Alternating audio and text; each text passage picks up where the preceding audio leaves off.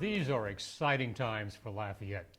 In 2016, we will welcome a new city parish president who will work with a reconstituted council to address the numerous challenges and opportunities as we grow our community.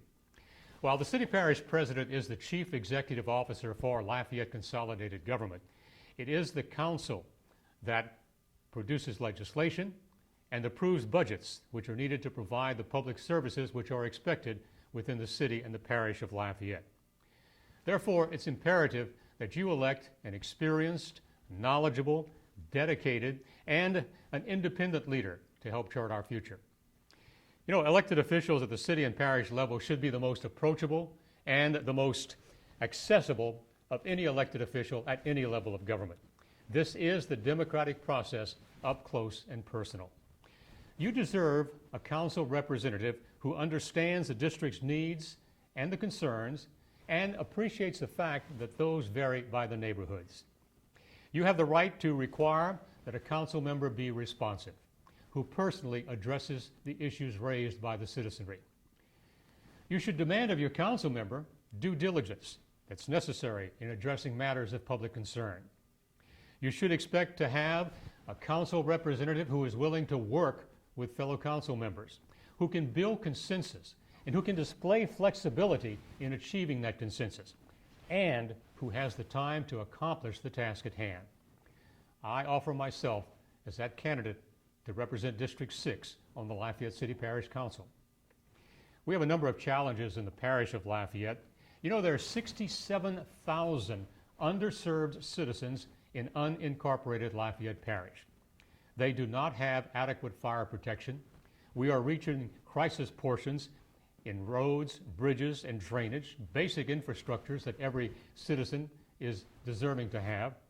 And the future of the Lafayette Parish Courthouse complex must be resolved. We need a plan, a proposal, and a funding resource, all of which should be a priority for the next council.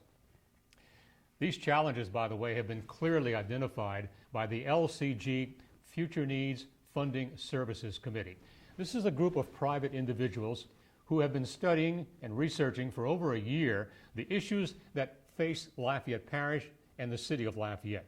And we do expect a final report from that group by the end of the year, and they will provide us with some direction as to how we move forward. But what they have found thus far is very simple. Parish revenue streams are decreasing. The parish general fund is depleted, and parish property taxes are inadequate to meet the needs. These are realities that must be addressed. We have to engage you, the public, in seeking a solution. And the final decision will be you at the polls as voters. We are fortunate in the city of Lafayette to have more opportunities to address. And we have a great resource, a clear vision, a framework, if you will. It's called Plan Lafayette. And at the heart of that plan is the revitalization of the urban core. You know, I grew up in downtown Lafayette. It was a mixed-use neighborhood back then, and it can become one again. We must address the plight of the old federal courthouse in downtown Lafayette. There is an economic development opportunity waiting to be nurtured. We also have to have, for the entire community of the parish and city of Lafayette, a prioritization of an infrastructure program to better move traffic. And we must recognize that any plan should also be pedestrian and bicycle friendly, a complete streets approach, if you will. And let's acknowledge that Lafayette does not present a pretty face to visitors into our city. We need to improve the gateway corridors from Interstate 10 and the Lafayette Regional Airport. We do not give a good first impression to those who enter our community by either Ambassador Caffrey Parkway, University Avenue, or the Evangeline Thruway. But you know, anything and everything we do has got to be in partnership with Lafayette Parish School Board and others to be sure that everyone is working together on timelines as we propose improving our infrastructure, building new schools, and other capital improvement projects. And finally, there is that 500-pound gorilla in the room, and that is Lafayette Consolidated Government. I know that in 2011, voters rejected deconsolidation. Well, that's no longer on the table. But what we must do is to seek a home rule charter by amendment which keeps the consolidation of public services and identify forms of government that will work for both the city of Lafayette and the parish of Lafayette.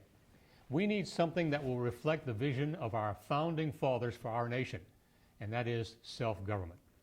It must be a priority for the 2016 Council. And that begins with the creation of a charter commission, then placing the final decision again in the hands of you as a voter.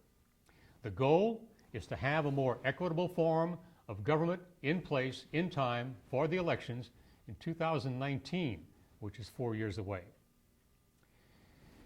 In closing, during this election, you will be subjected to a lot of negative campaigning. There will be criticism of my actions as an elected official and a dedicated community volunteer. But I never forget the words of an American philosopher, Elbert Hubbard. To avoid criticism, do nothing, say nothing, be nothing. My history of community service is what it is. It has been a genuine and sincere effort to make Lafayette a better place to live, to do business, and to raise a family. So please vote for me so that I may continue working in the best interest of our community. I have the experience, the knowledge, the passion, and the time that allows me to pay it forward to a community that has given me so much. Thank you.